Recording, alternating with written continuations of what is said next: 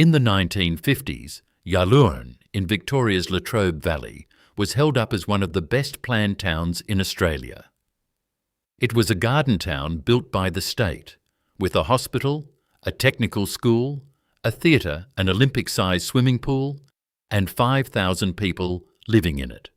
Today, the census counts 143 people. But Yallourn was not abandoned, and nothing there was left to rot. They dug it up. The houses were jacked off their stumps, loaded onto trucks, and driven away. The streets were scraped off. The town square, the gardens, the football ground, all of it went into an open-cut mine, because the same organisation that built Yallourn worked out there were 237 million tonnes of brown coal sitting underneath it. The town had been built in order to dig the coal, and then they found more coal underneath the town itself.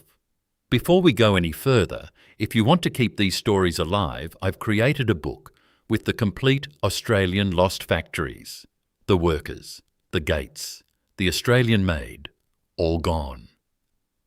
The link is on the first line of the description. Back to the story. Chapter 1. Brown Fire. Long before there was a town, this was Gunai country, and had been for tens of thousands of years. The Latrobe Valley, the river flats, the ranges standing behind them, belonged to the Yallourn, one of the 5 clans of the Gunai nation. The name Yallourn itself is generally said to come from Aboriginal words meaning brown fire or brown coal, though that is the account that has been handed down rather than a certainty. Whatever the name meant, the thing it described was sitting just under the grass. In the 1870s, a prospector named Henry Godridge was working the country north of the Latrobe River looking for gold. He did not find gold. He found coal.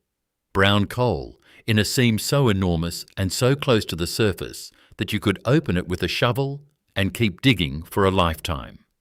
That should have made somebody's fortune, and it made nobody's. The Great Morwell Coal Mining Company was formed to work it. They opened a cut. They tried pressing the stuff into briquettes. They tried selling it in Melbourne. And in 1999, they went into liquidation. The problem was simple, and it was chemical.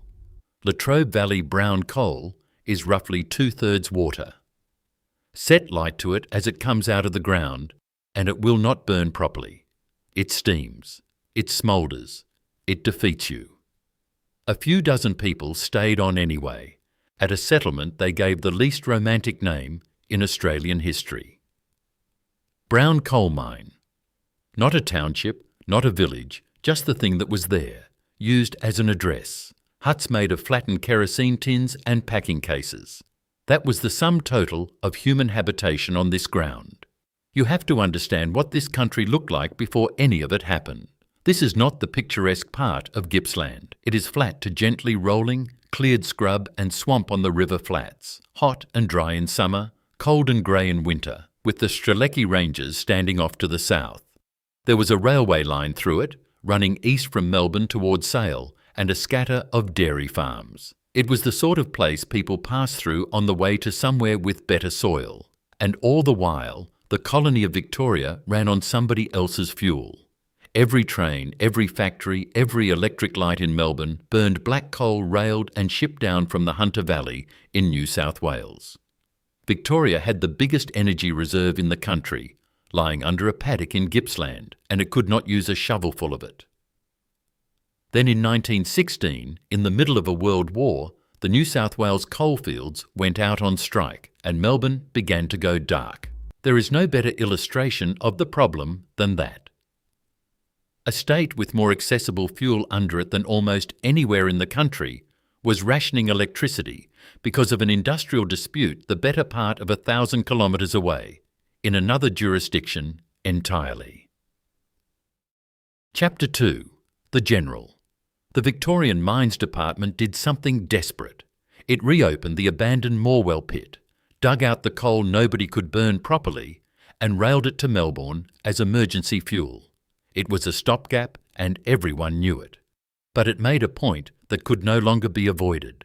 The state was hostage to another state's coalfields, and it was sitting on its own. In 1917, a Brown Coal Advisory Committee, chaired by a geologist named Hyman Herman, recommended the thing that had never been tried. Do not cart the coal to the power station. Build the power station at the coal and run the electricity to Melbourne instead. In December 1918, the Victorian Parliament passed the legislation. In 1919, the commissioners were appointed. That decision, to generate at the coal and transmit the electricity, sounds obvious now. It was not obvious then. It meant building a high-voltage transmission line more than 140 kilometres to Melbourne, at a time when there were very few such lines anywhere in the world, and betting an entire state's power supply on it working. And then they went looking for somebody to run it. On the 4th of July 1918, on the Somme, an attack went in at a village called Le Hamel. It was planned to take 90 minutes. It took 93. Infantry, tanks, artillery and aircraft moved as a single machine. Ammunition dropped to the forward troops by parachute. The whole thing rehearsed and timed like a piece of music. It was the first genuine combined arms battle of the war, and the first time American troops fought under a foreign commander. The man who planned it was a 53-year-old Melbourne engineer named John Monash, who had spent his civilian life pouring reinforced concrete for bridges and buildings. He took command of the Australian Corps that June, broke the Hindenburg Line in September, and was knighted in the field by King George V. Then the war ended. He brought the Australian Army home, and in October 1920, he took charge of Victoria's new electricity body. On the 10th of January 1921, it became the State Electricity Commission of Victoria, and Sir John Monash was its first chairman. He was 55. His job was to make an entire state's lights independent, using a fuel that had already bankrupted one company. There is one correction to make before going further, because it gets repeated constantly. Monash was not the first chairman of the earlier body, the Electricity Commissioners appointed in 1919. That was Sir Thomas Lyell. Monash was General Manager from 1920 and the first chairman of the State Electricity Commission of Victoria itself, from January 1921 until his death. It is worth pausing on the strangeness of that career. Monash had been an engineer, then a soldier who ran the largest corps on the Western Front, and now he was a public servant running a power utility. He brought the same method to all three: plan everything in advance, rehearse it, coordinate the parts so that each one arrives when it is needed. He described a battle plan once as being like a score for an orchestral composition, where the various arms and units are the instruments. He built Yallourn the same way. And the first thing they found, when they tried to burn it, was that it would not burn. Chapter 3. Burning water. They had planned for coal with about 45% moisture. They put 20 tons of Yallourn coal into an English-designed boiler, and nothing happened. When they measured it properly, the moisture came back at 66%. The historian Meredith Fletcher put it better than any engineer's report ever did. Instead of burning coal with some moisture in it, the Commission was faced with burning water that contained coal. They could have given up at that point, and there were plenty of people in Melbourne who expected them to. The answer was in Germany. The Germans had been mining, drying and briquetting brown coal for decades, on a scale nobody in Australia had imagined. Monash and Hyman Herman went and looked at it. What came back was a system, not a machine. Dry the coal first using the waste heat of the furnaces themselves, mill it to powder and blow it into the boiler as dust. German plant, German engineers. And from 1928, German bucket chain dredgers standing in the open cut, machines that could tear 1,700 tons of coal an hour out of a face 100 feet high. The scale of those machines is difficult to convey. A bucket chain dredger is not a digger in any ordinary sense. It is a moving building, a steel structure on rails with an endless chain of buckets running up its face, biting continuously into a coal wall taller than a 6-story house, feeding a conveyor that never stops. They were the first of their kind in Australia, and the technology came directly out of the German brown coal fields. Work began at the site on the 5th of February, 1921. The railway reached it by January 1922. A temporary station ran first, then the permanent one, and on the 24th of June, 1924, electricity generated at Yallourn ran down a transmission line and into Melbourne. Victoria had cut the cord. From then on, when New South Wales miners went out, Melbourne kept its lights on. Alongside the power station, they built a briquette works, pressing the dried coal into dense blocks that could be carted and sold and burned in an ordinary household grate. For decades, Victorian families heated their homes with Yallourn briquettes, which meant the valley was not only lighting the state, but warming it. That is the achievement, and it deserves saying plainly, because everything that follows is sadder for it. Monash and the men around him took a fuel the experts had written off as worthless and built a state's entire electricity supply out of it, in 7 years, in scrub country 3 hours from Melbourne. But Monash did not want only a power station. He wanted the men who ran it to live somewhere worth living. In 1920, he wrote to the Premier of Victoria about the place he intended to build beside the works. Situated on a hillside in full view of an amphitheatre of beautiful hills, he wrote, "Residence in Yallourn should be as ideal as it is possible to make." Chapter 4. The Best Planned Town in Australia. One correction, because the credit is routinely given to the wrong man, and it is worth getting right. Monash drove the enterprise and he wrote the brief. He did not design the town. The plan of Yallourn was drawn by the Commission's own architect, A.R. Lagersh. It was not, as people sometimes claim, Walter Burley Griffin. What Lagersh drew was an English garden city dropped into Gippsland. He had Letchworth and Welwyn in mind, the model towns Ebenezer Howard's movement had built in England.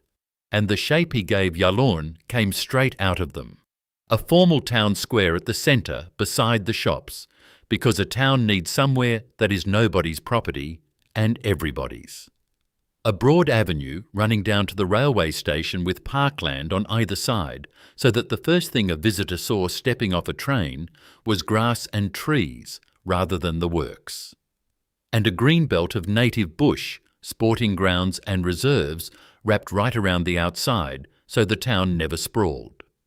The blocks were 1,000 square metres each, because Monash's brief had specified that every one should be large enough for a tenant to keep a horse and a garden. The houses were timber, built to a handful of standard designs and varied by their finishes, and every one of them was roofed in the same red terracotta tile from a works down the road. From the hill above, the roofs of Yallourn were a single colour, and the things they put in it were extraordinary. For a company town in the Gippsland scrub in the 1920s, a hospital that grew into the regions, a technical school teaching to tertiary level, a state school, then a high school, churches, a theatre, a public library, an Olympic-sized swimming pool, a bandstand in the gardens, a hotel from October and 28 with George Dixon Brown behind the bar, who stayed there 33 years. Sporting grounds that people in Gippsland called the best in the district, and a man named W. H. Brewer, known to everyone as Dad Brewer, who was the founding president of the football club, the soccer club, the cricket club, and the bowling club. The newspapers called it a model town, perfectly self-contained, one of them wrote. There was a band, there were bowling greens and a golf course. There were tennis courts and a picture theatre, and the Commission's gardeners maintained the public planting to a standard that visitors remarked on for 50 years. Men who worked in the open cut came home to lawns and rose beds and street trees. That was the point of it, and whatever else is said about the arrangement, the men who designed it were not pretending. And in the town square, on a plinth facing the shops and the theatre, they put up a bronze bust of Sir John Monash, cast by the sculptor Paul Montford. The population climbed toward 5,000. People who grew up there have spent the rest of their lives telling anyone who will listen that it was the best place in Australia to be a child. And the striking thing when you read the accounts is how consistent they are. Every single house in it belonged to the State Electricity Commission of Victoria. Chapter 5. Everything except freedom. Nobody in Yallourn owned their home. That is not a detail. It is the whole mechanism of what happens later. The Commission owned the land, the houses, the shops, the hotel, the theatre, the pool and the ground underneath all of them. It owned everything in Yallourn except the churches. It rented houses to its own employees at below-market rents, on the understanding that you lived there because you worked for the Commission, and that when you stopped working for the Commission, you stopped living there. There was no council. Residents got a town advisory council, which could advise and nothing else. There was a logic to it, and the Commission was open about the logic. A workforce living in good houses, with gardens and schools and a hospital, in a town it did not have to build or pay for, would be a stable workforce. It would not drift. It would not agitate much. Men with families settled in comfortable homes tend to think carefully before they walk out the gate. Yallourn was generous, and it was also, quite deliberately, an instrument of industrial relations. In 1944, after a fire tore through the open cut, a royal commission looked at the whole arrangement, and Judge Leonard Stretton wrote the sentence that has followed Yallourn ever since. Here indeed, he wrote, the townsman enjoys all that the heart of man may desire, except freedom, fresh air, and independence. He called it suffocating paternalism. The fresh air was not a figure of speech either. Coal dust off the open cut and the briquette factory settled over the town constantly.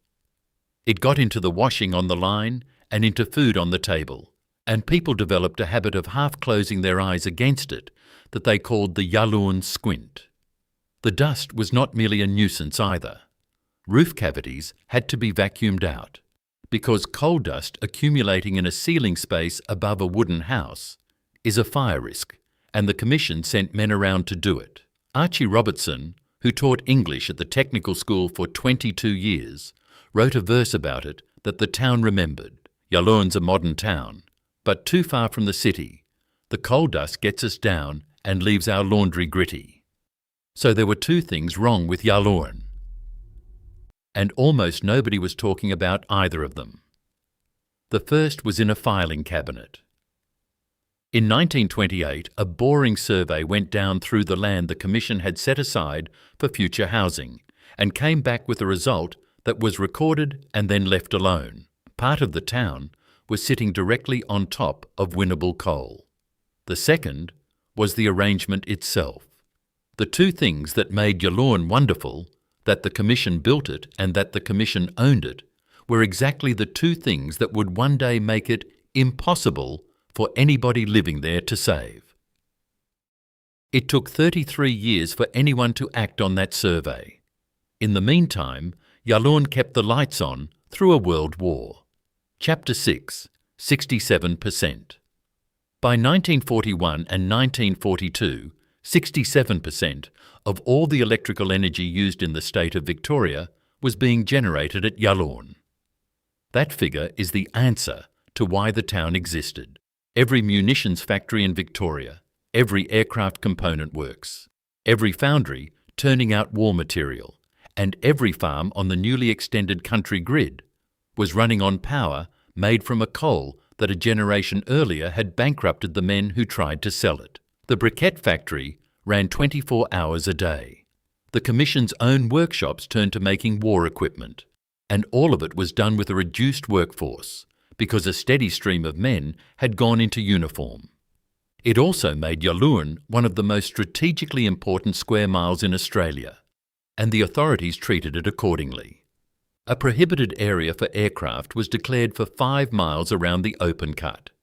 In late 1941, 4 static Bofors anti-aircraft guns were installed, and a military guard was billeted in part of the western camp. If you had wanted to shut down Victoria's war production with one raid, this was where you would have gone.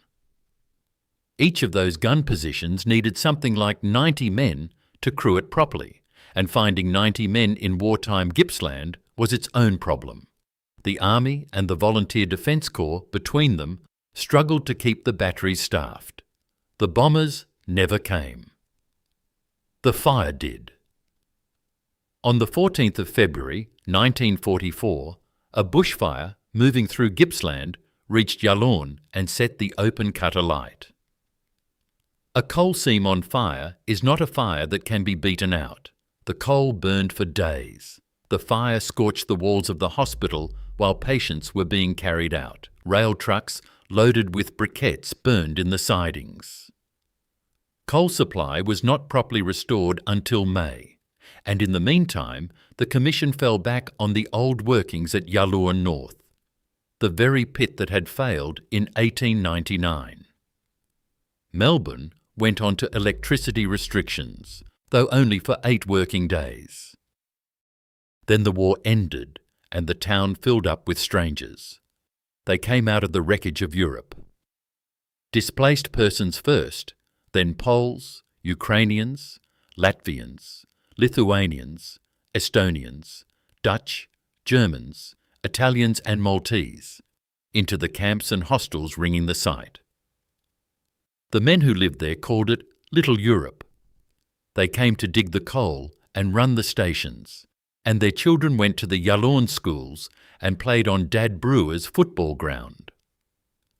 The post-war expansion those men were brought in for was enormous.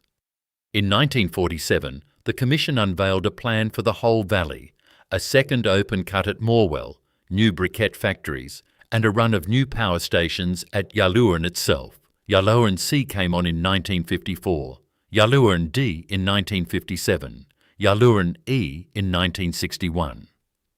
The valley became the industrial engine of the state, and the town at the centre of it had never looked healthier. And in 1961, the Commission sat down and worked out what the ground underneath those schools was worth.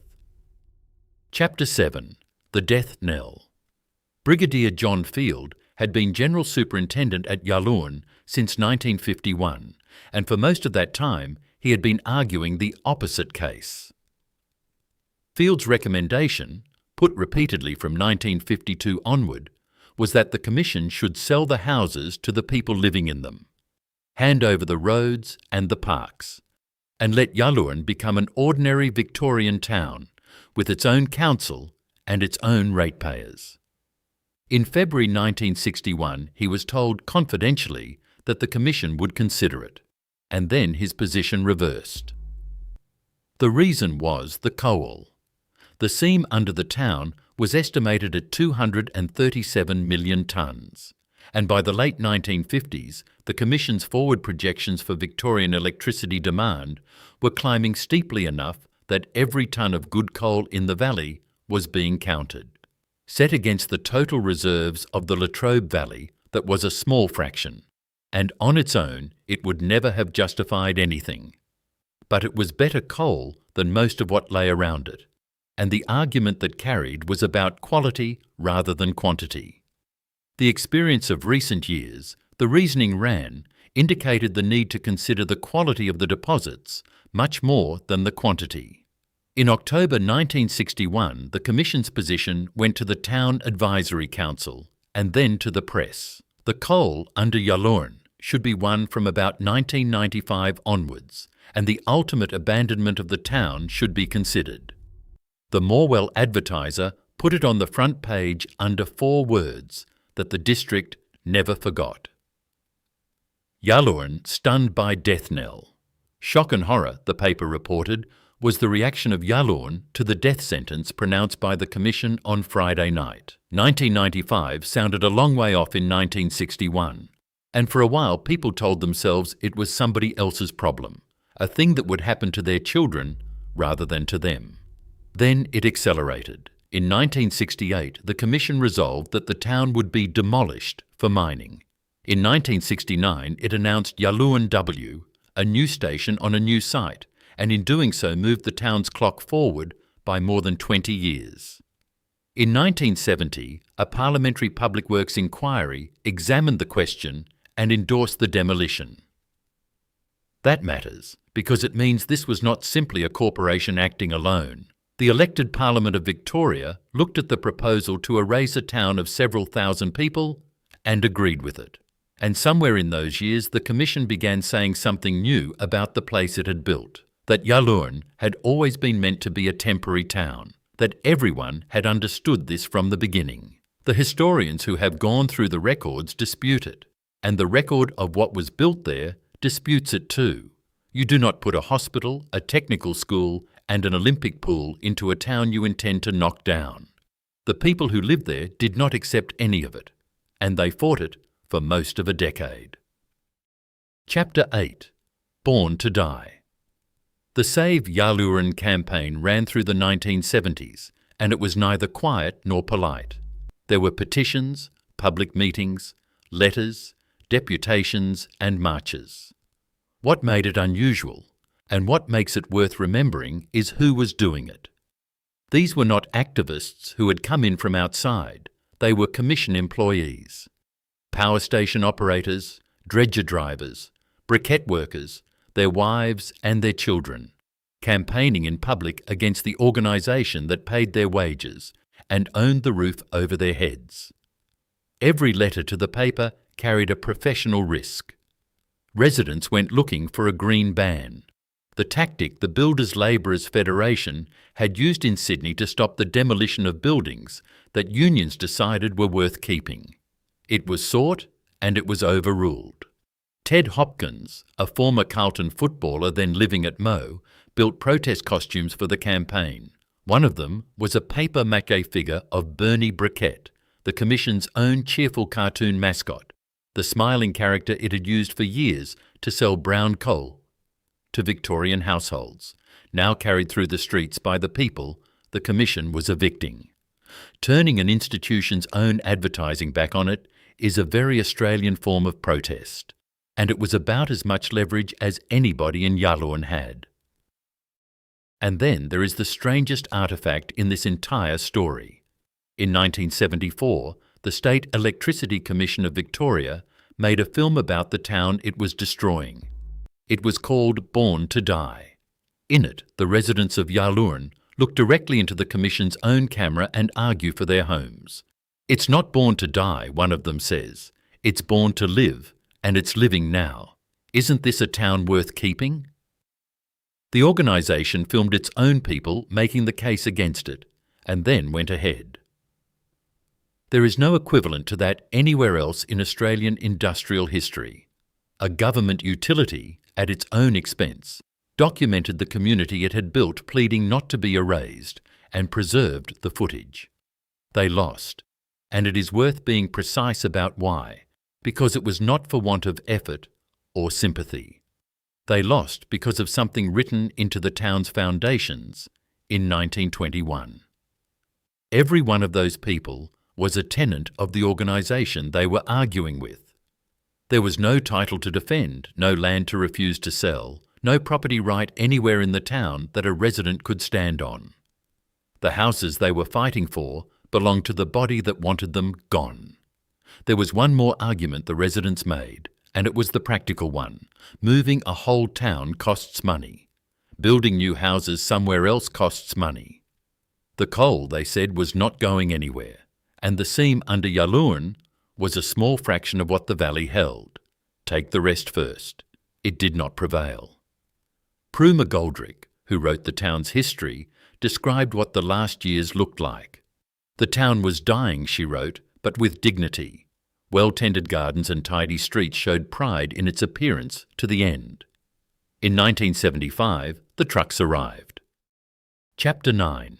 Houses on Trucks. They did not knock most of them down.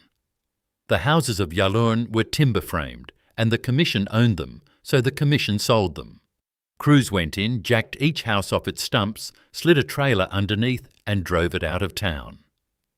It was a strange thing to watch, and people who saw it never forgot it.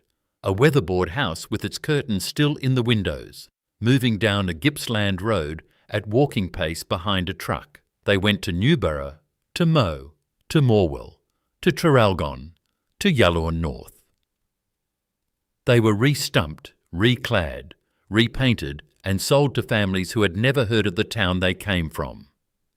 A great many of them are still standing today, still lived in, still under their original Yallourn terracotta tiles. If you know what you are looking at, you can drive through Newborough and read a demolished town off the roof lines. How many were moved and how many were simply pushed over is not cleanly recorded anywhere, and it should not be guessed at. What is certain is that most of them went out on the road rather than into a tip. What could not be put on a truck was left.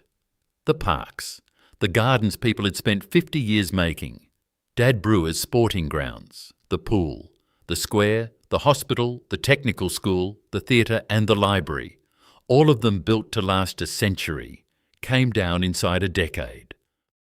The removals ran for years, and people lived in the middle of them. Families stayed in Yallourn while the street opposite emptied, then went, then became a paddock, then became part of the cut. Children walked to school past vacant blocks where their friends' houses had been the previous term. Shops closed as their customers left. The town shrank inward around the people still in it. In March 1976, they held a Back to Yallourn weekend, a farewell for a town that still had people in it. Fewer than 2,000 were left by then. The post office closed in 1980. By 1983, it was effectively finished, and in 1984, the last resident, an assistant chief engineer, moved out to Newborough West. 60 years, almost exactly, from the day the first power ran down the line to Melbourne. The bust came off its plinth and the square was scraped flat. And now, notice what did not change. The town went, the people went, the houses went, physically on the backs of trucks. But the mine stayed, the power station stayed, and the commission stayed until 1996, when the State Electricity Commission of Victoria was broken up and sold, and the Yallourn station and the mine that ate the town passed into the hands of a company owned out of Hong Kong. And then, in 2023, the State Electricity Commission of Victoria came back. Same name, re-established by the Victorian government, this time as a body to build renewable energy and replace the coal industry that the original commission had spent 70 years creating. The institution outlived everything it destroyed. Twice. Chapter 10. What the bust is guarding. Go looking for Yallourn now and there is nothing to look at, because you are standing on top of it, or rather you cannot, because it is inside a working mine. The town site is within the Yallourn open cut, one of the largest in Australia, which has produced well over 1 billion tonnes of brown coal since the 1920s. Beside it stands Yallourn W, the station announced in 1969 that brought the town's demolition forward by 20 years. It runs about 1,480 megawatts across 4 units, burns something like 18 million tonnes of coal a year, and still supplies up to about 1/5 of Victoria's electricity. It closes on the 30th of June, 2028. In June 2021, the Morwell River diversion, the engineered channel that carries a river around the mine, cracked in a record flood. The state declared an energy emergency. For a few days, the largest hole in Victoria came close to filling with water. Had it failed completely, the mine would have flooded and the station would have stopped, and a state already short of generation would have lost 1/5 of its power in a week. Now, 3 things happened to this valley, decades apart, and they get blamed on each other constantly, so it is worth separating them. The town died in a Kowal decision, taken by the Commission between 1961 and 1970, and carried out between 1975 and 1984. That is the whole cause. Nothing else is required to explain it. The valley's jobs went later and separately. Through corporatisation from 1989 and privatisation completed in 1996, employment in Latrobe Valley Power fell from around 11,000 in the late 1980s to about 2,600 by 2001. And the research on it is clear that most of that loss happened before the sale, not after it. Jeff Kennett became Premier of Victoria in 1992. That is 9 years after the last resident walked out of Yallourn. Whatever else can be laid at the door of privatisation, the destruction of the town is not it. And the transition is a third thing again, and current. Hazelwood closed in 2017. Yallourn W closes in 2028. What survives? Yallourn North is a living town and always was a separate place. 10 kilometres up the road, the old brown coal mine settlement that predates everything else in this story. The huts of flattened kerosene tins outlasted the model town by half a century. The cemetery is still there, outside the mine boundary. The town is gone, and the dead are not. The houses are lived in across half of Gippsland. The former residents still hold reunions every March for a town with no location, and some of them built a three-dimensional digital reconstruction of it so that people can walk down streets that no longer exist. And a boy born in Yallourn to a commission father, Mick Thomas, grew up to write a song about an industrial town, which is more than most vanished places get. And in a car park at Powerworks in Morwell, 15 kilometres from where the town stood, there is a bronze bust of Sir John Monash. It was cast for the square of a model town. It was made to face the shops and the theatre and the men walking home from the works at the end of a shift. It was stolen once and recovered. It stands there now beside a preserved dredger, and nobody walking past it has any particular reason to know what it used to look at. Monash died in 1931, 30 years before the decision. He commanded the largest corps of wars on the Western Front, broke the Hindenburg Line, came home, and built a town he described as being as ideal as it is possible to make. He never knew. The commission he founded outlived him by 65 years, and when it came to a choice between the town and the coal, it took the coal. 5,000 people, 143.